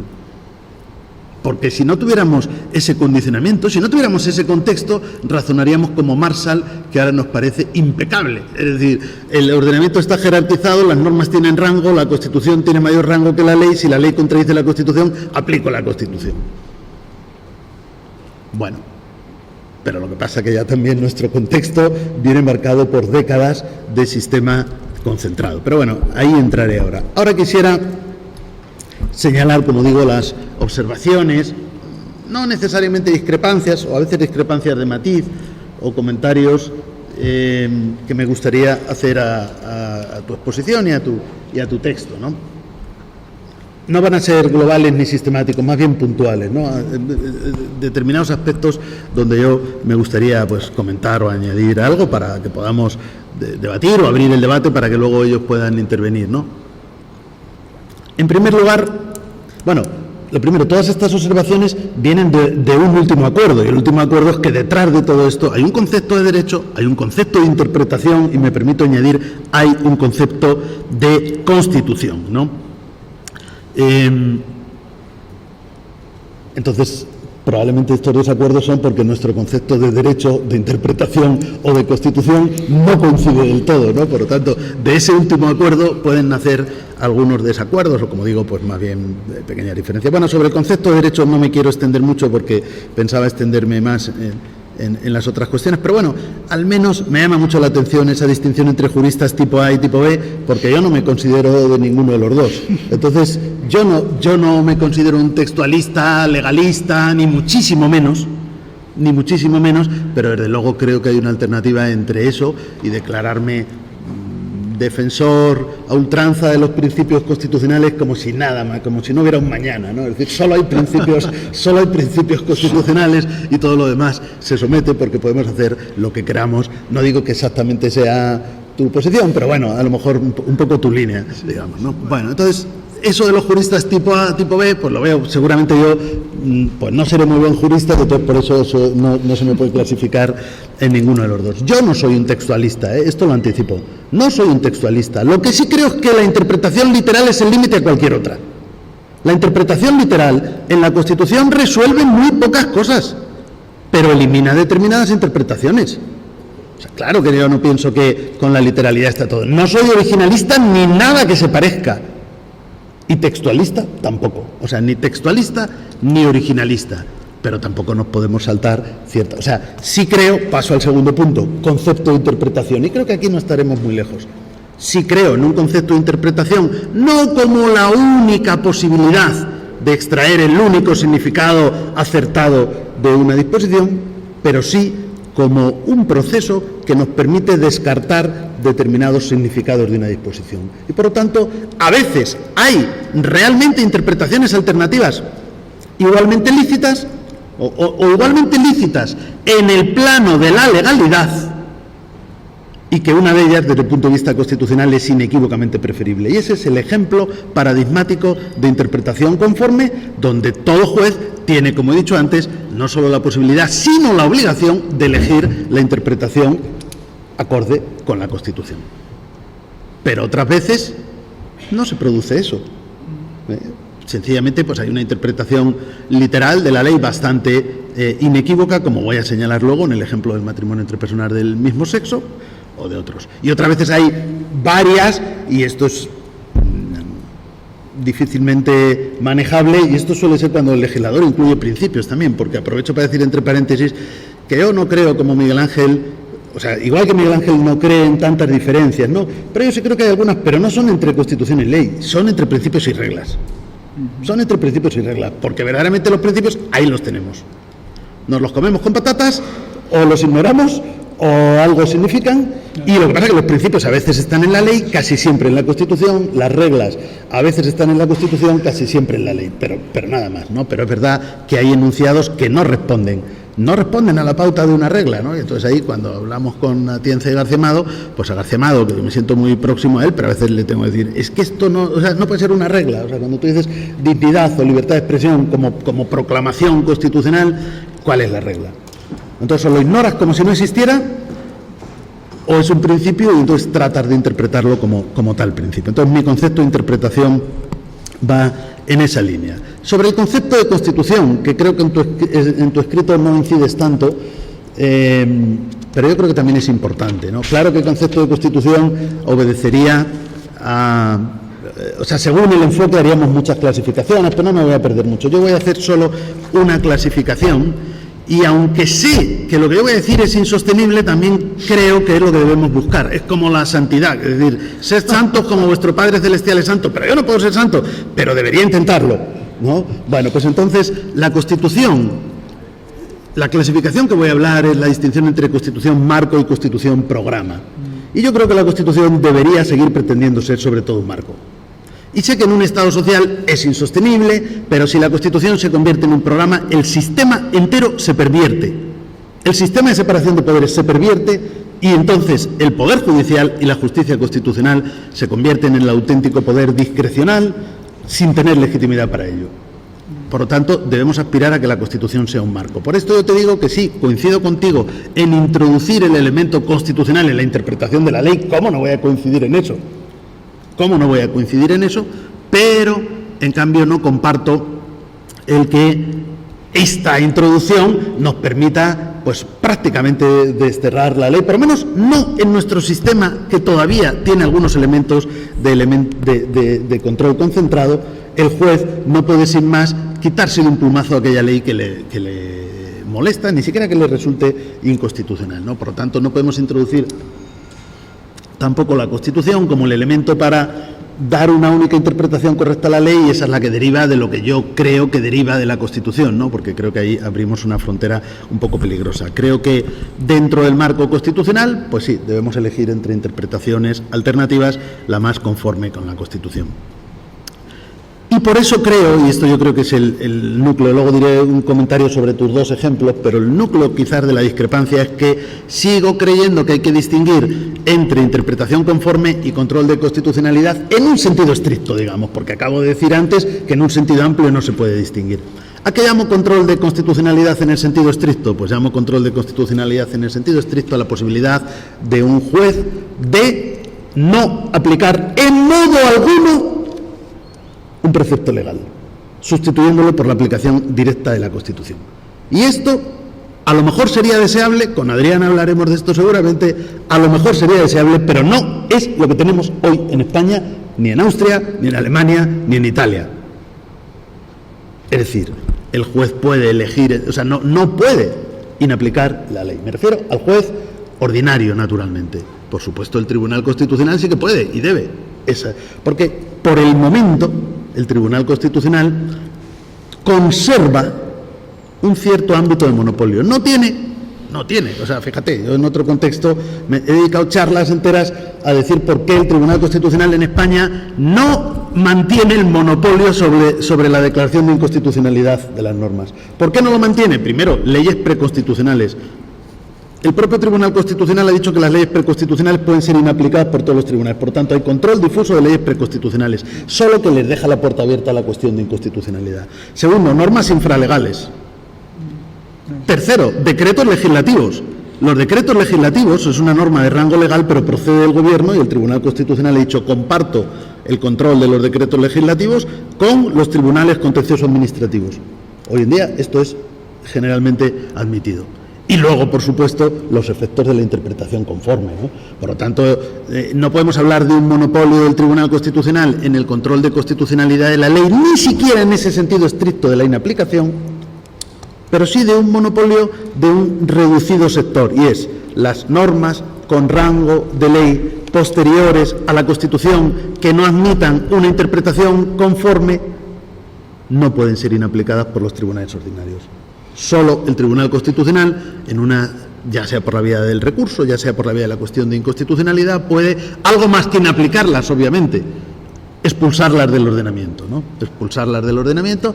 No estamos tan lejos del sistema de Estados Unidos, porque en el sistema de Estados Unidos la Corte Suprema no expulsa del ordenamiento una ley, pero ordena su inaplicación a todos los jueces federales o estatales para el futuro y para siempre. Entonces, una ley sobre la cual recae una orden de inaplicación, pues prácticamente está fuera del ordenamiento, no se ve. Pero bueno, técnicamente, en nuestro caso tenemos. Entonces, yo sí creo que el diseño constitucional y legal actual,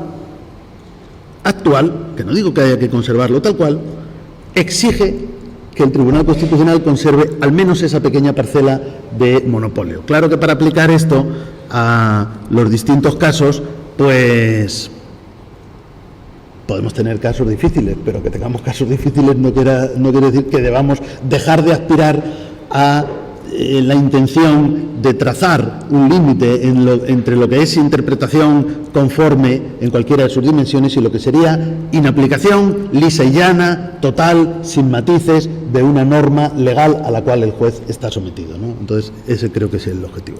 Y bueno, voy a decir, no me voy a extender mucho para que también pueda haber alguna pregunta, pero creo que por deferencia precisamente a nuestro invitado, pues debo terminar esta exposición señalando algo sobre los dos ejemplos y luego una breve conclusión. Voy a decir algo, puede sonar un poco, pero como lo voy a fundamentar, pues luego tú me dices. Ninguno de los dos ejemplos es de interpretación conforme en el sentido que tú has definido interpretación conforme. Ninguno de los dos. Vamos al caso de los viudos. Si tú has dicho, Alfonso, claro, esto va a ser muy debatido, esto es mi visión. Si tú has dicho que el último requisito de la interpretación conforme es que la interpretación que finalmente asignamos sea admisible, reconocible, esté dentro del texto, es decir, una que quepa dentro del texto, yo creo que donde un texto dice viuda no cabe entender viudo. No por una interpretación meramente literalista, pero sí con una base lingüística y también con un argumento, y es la concepción de que no siempre cabe una analogía cuando de un texto se deriva lo que llama Ignacio Villaverde, hoy rector de la Universidad de Oviedo, por cierto, una norma implícita excluyente. Voy a intentar explicarme, a ver si ustedes me entienden. Si yo digo viudo, bueno, ahora con el lenguaje no sexista, a lo mejor resulta que me refiero solo a los varones o a varones y mujeres, ahí tendríamos una duda, pero en fin, podemos pensar que se incluyen las mujeres sin demasiada dificultad. Pero si digo viuda, no se incluyen los hombres. Tú podrías decir, no, es que lo que dice la ley se refiere a las viudas y sobre los hombres no dice nada. Pero cuando el legislador, es decir, es algo más que una interpretación literal, lo admito, no sostengo que esto sea, claro, la ley dice, la viuda tiene pensión. Sobre el viudo no dice nada. Pero yo entiendo que cuando el legislador dice la viuda tiene pensión y sobre el viudo no dice nada, está excluyendo al viudo. Y si está excluyendo al viudo, no puedo aplicar la analogía, o por lo menos no puedo aplicarla si no es después de haber declarado inconstitucional la norma implícita excluyente. Y debo decirte que la sentencia que tú citas en tu texto, que es la 103 de 1984, me parece, la 253 de 1988, es una sentencia que resuelve un recurso de amparo, como tú mismo señalas, pero esa sentencia es posterior a la sentencia citada en esta, que es la 103 de 1983, que es un recurso de inconstitucionalidad donde dice, declaro inconstitucional el inciso la viuda. Es decir, una vez que el propio Tribunal Constitucional, y esa es una sentencia aditiva, de hecho es una de las primeras sentencias, casi diría que la primera sentencia aditiva que encontré en mi libro de las sentencias interpretativas fue esta. Era una sentencia aditiva pura, porque ni siquiera tan pura, porque hay una declaración de inconstitucionalidad de un inciso textual, que es el de la viuda, pero bueno, el efecto práctico es, declaro inconstitucional la exclusión, y una vez declarado inconstitucional la exclusión, automáticamente, si queremos, se produce una inclusión. Porque claro, si declaro inconstitucional la norma implícita excluyente, tengo una norma implícita incluyente. Y entonces la sentencia que tú citas de 1988 lo que hace es, como consecuencia de esto, en un amparo a este señor que tú mencionas, le ampara, porque dice, sí, claro, con la interpretación que deriva, no ya de la ley, sino de la ley, una vez declarada parcialmente inconstitucional, porque insisto en que las sentencias aditivas, a diferencia de la mayoría de las interpretativas, son estimatorias, es decir, se declara el texto inconstitucional. Yo creo, y también lo he dicho por activa, pasiva y perifrástica, que las sentencias interpretativas también deberían ser estimatorias, fíjate, y seguramente ya estamos de acuerdo, porque también están depurando el ordenamiento. No me ha hecho caso ni el Tribunal Constitucional ni nadie dice, todo el mundo dice, no, es que es mucho más deferente decir la ley es constitucional si se interpreta en este sentido que la ley es inconstitucional si se interpreta en el sentido N2. Pues no es más deferente, porque entre otras cosas, tú, Tribunal Constitucional, con lo que hace el legislador, puedes inaplicarlo, puedes ordenar su inaplicación, pero no puedes alterarlo. Entonces, y entre otras cosas, si tenemos un sentido N1 conforme a la Constitución, N2 inconstitucional, ¿quién quita que no puede existir un sentido N3 o N4 y a lo mejor son conformes con la Constitución? Y si tú has declarado que el único sentido constitucional es N1, estás limitando aquí la capacidad del juez, no ya del legislador, la del juez, de interpretar la ley, porque la potestad de interpretar la ley es exclusiva del juez. Perdón, porque aquí alguien se nos interfiere en este momento, de una manera romántica, ciertamente, pero inapropiada para el momento. Bien, entonces, volviendo al asunto de las viudas, desde mi punto de vista, no es interpretación conforme porque no hay alternativas. La única interpretación, en este caso correcta, o la más correcta, si quieres, aquí debatiríamos, ¿no?, es la de que el legislador excluyó al viudo y lo hizo de manera inconstitucional y por tanto hay que reparar la inconstitucionalidad antes de proceder a esto. Y en el segundo ejemplo del matrimonio, a ver, aquí me parece bastante, yo creo que, no sé, ahora tú me lo dices, no creo que tú lo quieres poner como ejemplo de interpretación conforme, sino de algo un poco diferente, porque sencillamente le falta el primer presupuesto de la interpretación conforme, y es que la ley permita interpretaciones alternativas. La ley no es polémica desde el punto de vista de su interpretación. La ley es una ley de 2005, para los no españoles lo aclaro porque quizás los demás no sepan, el Código Civil se reforma en 2005 para decir expresamente que el matrimonio es la unión de dos personas con independencia de su sexo. Ahí no tenemos una duda de lo que está sobre la interpretación de la ley, no la tenemos sobre la interpretación de la Constitución. Lo que pasa que modificando la interpretación constitucional va a ser posible una interpretación constitucional de la ley, pero no porque modifiquemos, no porque hay alternativas en la interpretación de la ley, sino porque hay alternativas en la interpretación de la Constitución. Para mí, esta sentencia es un caso de interpretación evolutiva, se sitúa al límite de lo que puede hacer el Tribunal Constitucional. Algunos dicen, bueno, es un caso de reforma implícita de la Constitución. Mira, voy a poner un ejemplo. No sé si hay alguien de Ecuador que seguramente, o bueno, todos los que conocen el sistema interamericano sabrán. En Ecuador, la Constitución decía, el matrimonio es la unión de un hombre y una mujer. Y aún así la Corte Interamericana ha dicho que por aquí, que existe un derecho al matrimonio entre personas del mismo sexo. Pero para mí, el matrimonio es la unión de un hombre y una mujer. Eso es una ley, si queremos, inconstitucional. Vamos a aceptar incuestionablemente la premisa de que eso es una regulación inconstitucional. Pues eso es una ley inconstitucional. Punto. En cambio, en España la Constitución no dice eso. La Constitución, o bueno, si en el caso de Ecuador está en la Constitución, pues no sería una Constitución inconstitucional, sería inconvencional, pero en fin, eso será terreno para alguna otra sesión, el de la inconvencionalidad, ¿no? Porque en el caso de Ecuador está en la Constitución. En el caso español, la Constitución no dice eso. Dice, el hombre y la mujer tienen derecho a contraer matrimonio con plena igualdad jurídica, y el Tribunal Constitucional dice, bueno, es verdad que en 1978, claro que el constituyente no pensaba en un matrimonio homosexual, pero lo cierto es que la literalidad tampoco lo impide, sino que, claro, los recurrentes decían, hombre, ¿no será cierta casualidad que la libertad de expresión, ideológica, todos los derechos fundamentales se reconocen a las personas, los ciudadanos, los españoles, a todos? Y al hombre y la mujer, qué casualidad. Podría decir, el hombre y la mujer tienen derecho a la libertad de expresión, sería lo mismo, ¿no? Pero no, solo lo dice en el matrimonio. Pero el tribunal dice, bueno, pero literalmente, el hombre y la mujer tienen derecho a contraer matrimonio, no excluye la unión entre dos hombres o la unión entre dos mujeres con carácter matrimonial. No lo excluye, porque solo dice que tanto el hombre y la mujer tienen derecho a contraer matrimonio. ¿Con quién? Aquí sí suscribo todo lo que ha dicho sobre el contexto del momento. En 1978 el contexto del momento es el hombre y la mujer tienen derecho a contraer matrimonio uno con la otra con el uno. Pero en 2005 y sobre todo en 2012, porque yo creo que este es un ejemplo paradigmático de lo que yo he llamado constitucionalidad sobrevenida. Los italianos hablan de la inconstitucionalidad sobrevenida, pero no reparan en que a veces puede haber... en 2005 esta ley no era constitucional, o dudosamente constitucional. En 2012 sí, el tribunal espera 7 años, espera argumentos de derecho comparado, otros países ya teníamos sentencia del Tribunal Europeo de Derechos Humanos, ya teníamos muchas cosas para poder afirmar la constitucionalidad, y creo que en 2012 la afirmó correctamente, porque yo, querido Alfonso, sí creo en la interpretación evolutiva. ¿Cómo no? Y verdaderamente, matrimonio, yo no soy un naturalista. Entonces, esto de Dios nos creó hombre y mujer, no lo sé.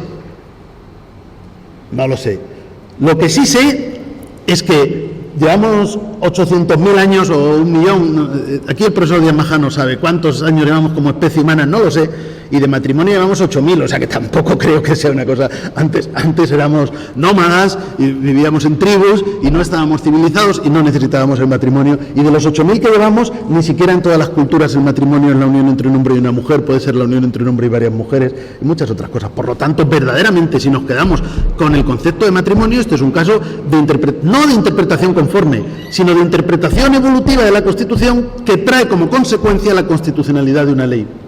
Pero en realidad no estamos modificando la interpretación de la ley, nunca hemos dudado de la interpretación de la ley. Bueno, pues esta sería mi reflexión, con una conclusión o un apunte final muy breve. Yo creo que tenemos que aspirar a distinguir entre interpretación conforme, control de constitucionalidad en sentido estricto y manipulación. Por una razón, porque en nuestro sistema, en este momento, hoy, en 2023, en España y en otros sistemas europeos, lo primero, la interpretación conforme, como he dicho, es una obligación de todo juez. Lo segundo, el control de constitucionalidad en su sentido estricto, es algo que queda, con los matices que he dicho, con los matices que no son pocos, reservado al Tribunal Constitucional, y por lo tanto el juez ordinario no podría hacerlo, pero sí lo puede hacer el Tribunal Constitucional. Y lo tercero, la manipulación, no deberían hacerlos ni unos ni otros. Si llega el punto en el que algo nos gusta mucho, pero no está en la Constitución, pues tenemos que reformar la Constitución, ¿no? Y aquí se podría criticar mucho, pero ya sería para otro día, por qué el Tribunal Constitucional Español decide ahora que en la Constitución, no que la ley es conforme a la Constitución, en el caso del aborto o en el de la eutanasia, sino que esto era la Constitución en realidad. Era un derecho que estaba en la Constitución y el legislador se ha limitado a plasmar esto. Bueno, pues eso yo creo que eso ya sí es una creación desvinculada incluso, o sea, que va más allá de la interpretación evolutiva, sino que se desvincula de aquello que deriva de la Constitución. Tiene que haber, o sea, la interpretación evolutiva hasta la creación puedo admitir, pero lo que no podría admitir es una reforma implícita de la Constitución, porque las reformas constitucionales tienen que ser explícitas, ¿no? Bueno, eso sería mi reflexión. Y bueno, pues no sé si si alguien quiere preguntar, abrimos todavía un turno, nos quedarían... Estamos un poco fuera de tiempo, pero es verdad que la siguiente sesión empieza a las 7. O si quieres contestar directamente para que tú cierres. A ver, ¿cuántas personas querrían intervenir? Hay, mira, 2 personas online y 2 aquí. ¿Daría? Las 2 personas que habían levantado la mano aquí, primeros. O respondemos, o si ustedes quieren, pues le damos la deferencia. De todas maneras vas a cerrar porque tienes que cerrar, pero creo que Muy bien. si quiere damos un turno breve, 1 o 2 preguntas.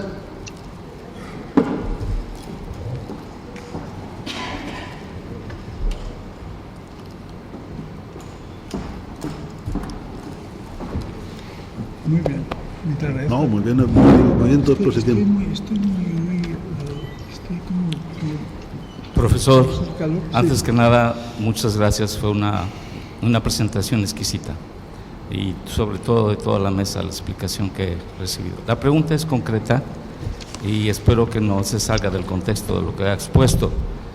¿Qué función o aportación creativa o legalista de la norma en cuestión o ley tiene la jurisprudencia internacional, tanto desde el punto de vista del control concentrado o difuso de la interpretación conforme y en el contexto o en el campo de la Europa continental versus el sistema anglosajón? Gracias. Venga, una segunda pregunta aquí y si acaso uno de los online y bueno, por si quieres añadir luego algo a estas preguntas para que no digan que no hemos dejado turno. Sí, buenas tardes. Esto lo digo con mucho respeto y como parte del debate, partiendo de lo que nos dijo hace un momento la doctora Magdalena, para hablar de interpretación conforme necesitamos partir de una interpretación plausible conforme a un ejercicio hermenéutico válido. Entonces, conforme a eso, yo coincido con el doctor García Figueroa en cuanto a que en el primer ejemplo de los viudos, creo que sí pudiera haber una interpretación plausible en el sentido, dice las viudas. Entonces, por una parte podríamos decir las viudas es insalvable, se refiere a las viudas, porque eso dice, las viudas, pero creo que una interpretación plausible podría ser las personas viudas. Entonces, con eso creo que pudiera haber una interpretación conforme. Buena enmienda actualizadora y además que evita los sesgos de género, la verdad que pero eso como debate. Y en el segundo tema, sin conocer la normativa española en cuanto a su semántica, si dice el hombre y la mujer pueden casarse o el matrimonio es entre un hombre y una mujer, creo que en esos casos, y esto no lo digo yo, lo ha dicho la Corte Mexicana, creo que habría que tener mucho cuidado en cuanto, si se trata de normas discriminatorias que por sí solo estigmatizan, pues evitar la interpretación conforme, porque si la norma dice el matrimonio es entre un hombre y una mujer y nosotros decimos, bueno, pues la norma dice eso, pero en realidad habla del matrimonio, entonces que se case quien quiera, creo que el mensaje estigmatizante sigue, entonces habría que optarse por una declaración directa de inconstitucionalidad, decir, oye, aquí se está limitando de una manera muy clara, aquí creo que no hay interpretación conforme. El matrimonio es entre un hombre y una mujer, creo que eso es claro, y si tomamos como cierta la otra premisa de que es el matrimonio, la prohibición del matrimonio igualitario es inconstitucional, pues bueno, decirlo con todas sus letras. Básicamente es la interpretación conforme no cabe cuando se trata de normas discriminatorias que por sí solo estigmatizan. Pero eso como parte del debate. Gracias. Es más, yo le añado al profesor García Figueroa para que se entretenga un poco más, porque esto se me ha pasado y lo tenía. ¿Qué hubiera sucedido si antes de la ley, porque por ahí vamos en algunos países de Iberoamérica, si antes de la ley, con la ley anterior, tú crees que un juez ordinario, en uso de su interpretación conforme, podría haber señalado que cabe un matrimonio entre dos personas del mismo sexo, simplemente aplicando la analogía, introduciendo la igualdad en la ecuación? No sería un ejemplo muy diferente de los que estamos considerando. No sucedió, pero desde luego si no se hubiera aprobado esa ley, tampoco es descartable que habría sucedido. Si te parece, solo por que sepan los que están online, que no nos olvidamos de ellos, el primero de ellos, Emilio Tejada, le voy a dar la palabra por si quiere decir algo o plantearle una pregunta al profesor antes de que este cierre. Una pregunta de los... Muchas gracias. Buenas tardes, maestro Figueroa. Así como usted plantea que la interpretación es una actividad que se encuentra entre esos dos extremos, donde de un lado es comprender o explicar y en el otro es crear o inventar, y tomando en cuenta que usted se basa en la teoría alemana de la metodología jurídica, piénsese en Friedrich Müller o en Goran Hess, que establece la disposición como el límite al momento de realizar la concretización.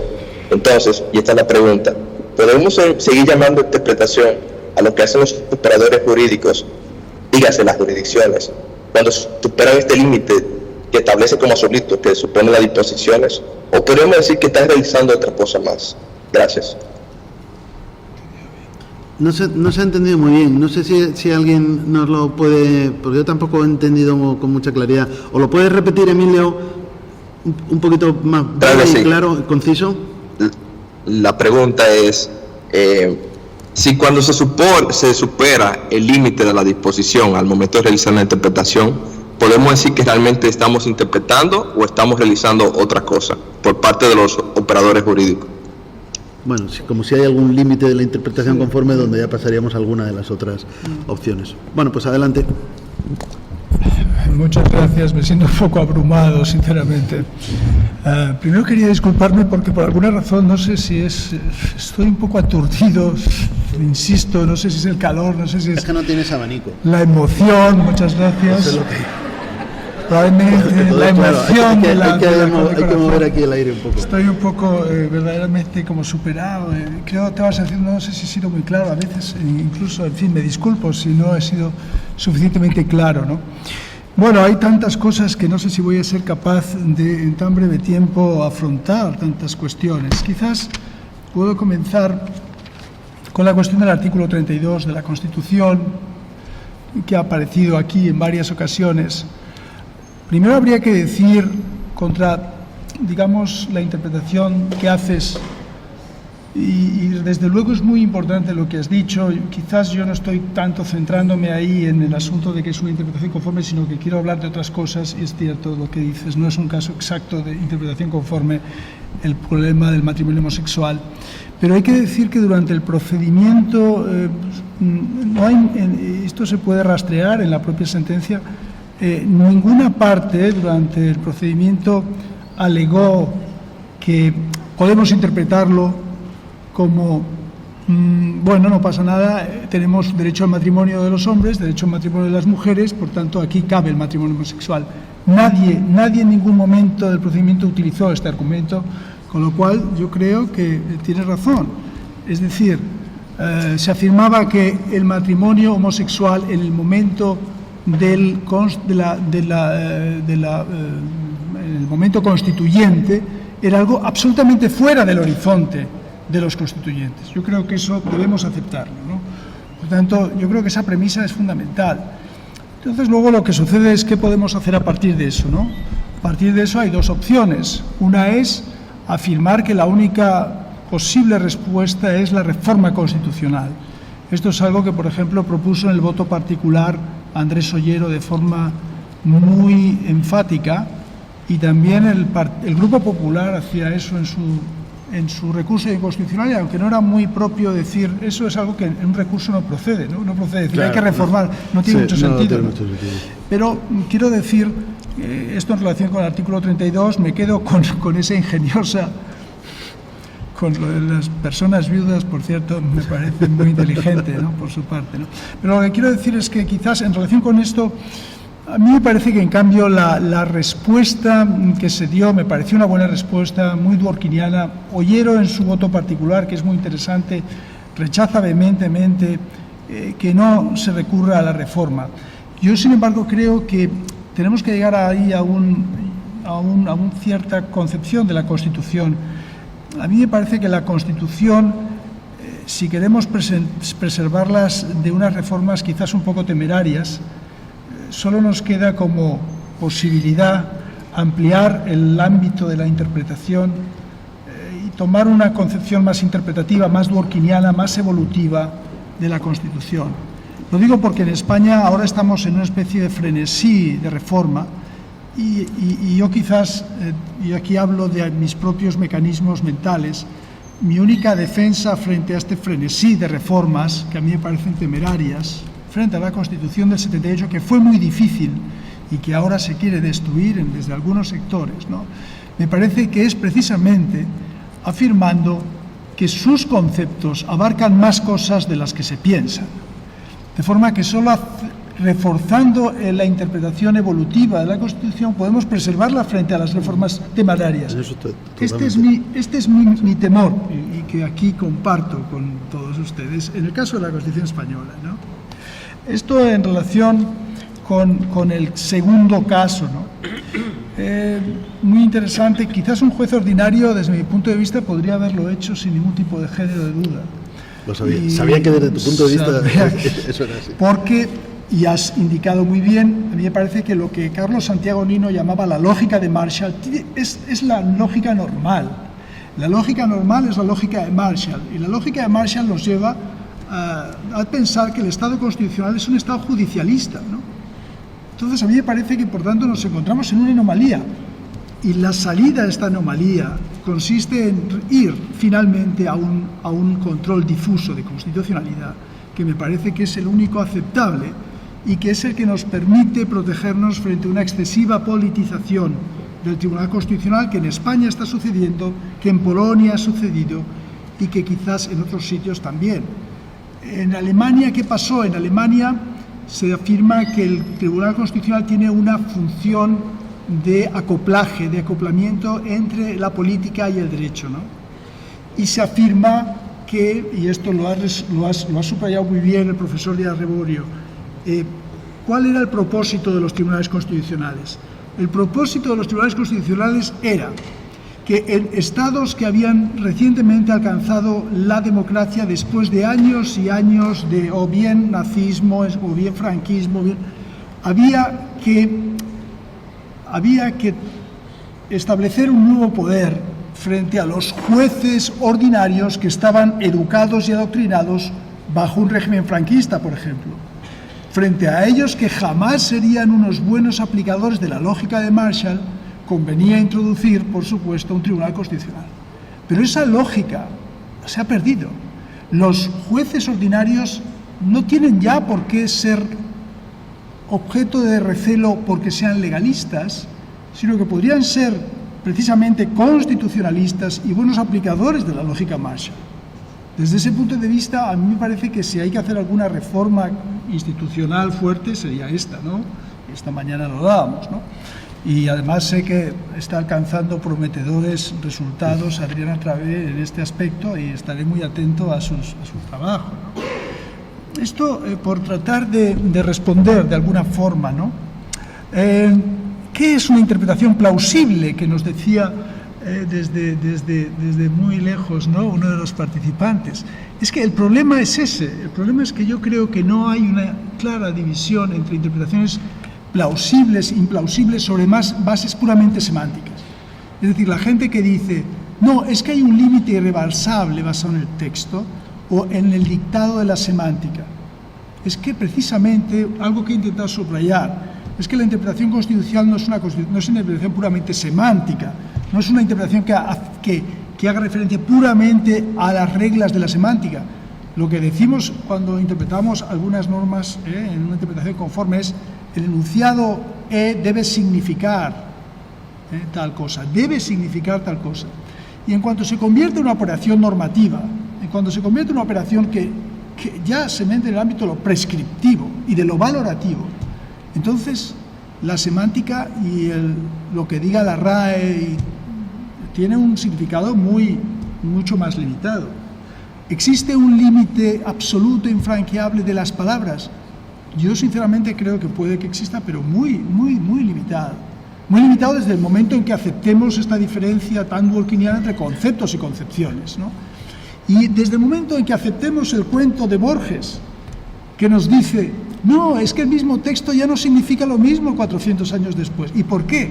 Pues porque resulta que Menarni no vivió la batalla de Lepanto, y no es católico, y no habla español, y ha vivido un montón de cosas desde 1602 hasta 2023, o en su caso hasta 1900 y pico.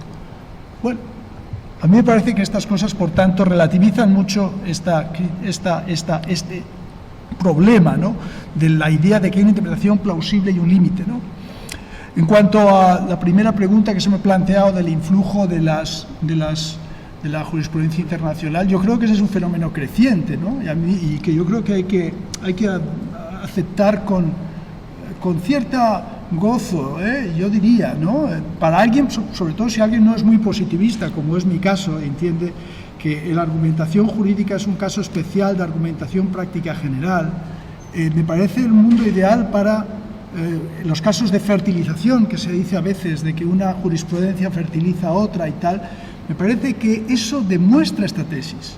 Es decir, precisamente el hecho de que en distintos sitios se piense muy parecido o se lleguen a conclusiones semejantes o se acuerden conclusiones semejantes en un plano moral, me parece que es orientativo acerca de una cierta dirección de progreso moral. Yo lo creo. Frente al que no me extraña que sea entonces deferente tribunales nacionales frente a tribunales internacionales. A mí me parece que eso tiene mucho sentido. ¿Significa eso que simplemente debemos hacer dejación y entregarnos a lo...? No, pero sí son argumentos que deben ser integrados y que deben ser razonados, ¿no? A mí me parece que esa es una buena dirección, no sé qué pensarán mis colegas, pero a mí sí me lo parece, ¿no? Desde luego, mi querido amigo, el profesor Herrera Reborio, pues me ha planteado unos problemas muy graves, muy difíciles para mí de resolver, ¿no? Pero sí quería hacer alguna precisión. La primera es que cuando yo hablo de la aproximación alemana clásica, ¿no?, a la interpretación conforme, no lo hago diciendo yo estoy de acuerdo con ella. Es decir, yo no estoy de acuerdo con ella, precisamente creo que está equivocada. Al menos creo que la jurisprudencia de muchos países, por ejemplo, yo tuve la oportunidad de leer un paper sobre Brasil, ¿no?, en que, de nuevo, en unas cuestiones de moral sexual, va mucho más allá de lo que diríamos,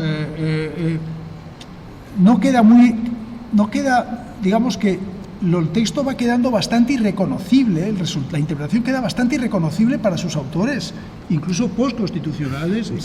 Por tanto, la tendencia, desde mi punto de vista, de la interpretación conforme es una tendencia antitextualista, vamos a decirlo así, y es una tendencia, digamos, que refuerza la dimensión argumentativa de la interpretación conforme. Quizás aquí hay un problema de carácter, vamos a decir, casi de tipo puramente nominal, ¿no? ¿Por qué en lugar de interpretación no hablar quizás de argumentación conforme?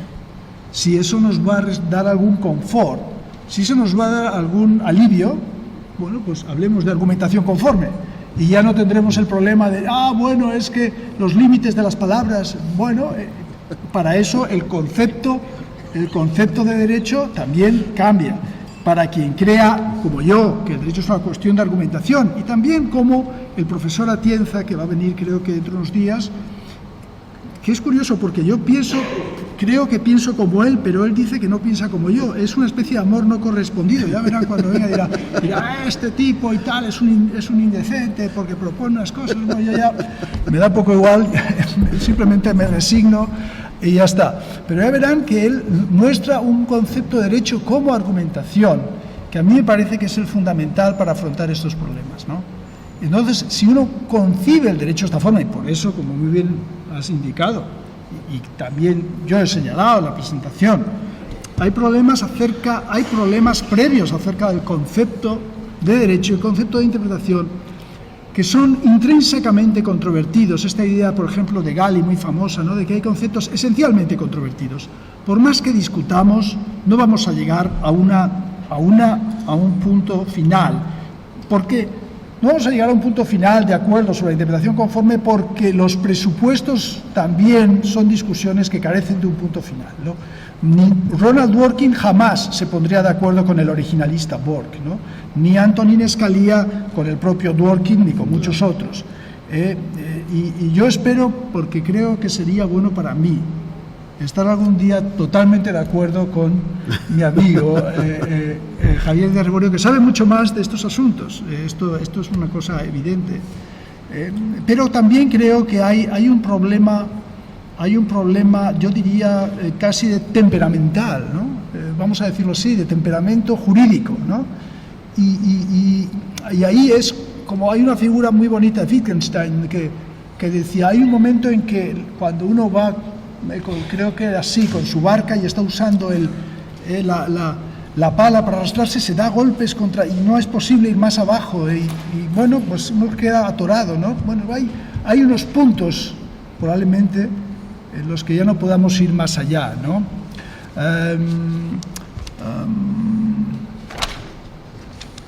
Creo que más o menos, bueno, no estoy respondiendo a todo, pero es que es muy difícil. Probablemente no tenga respuesta para todo, ¿no?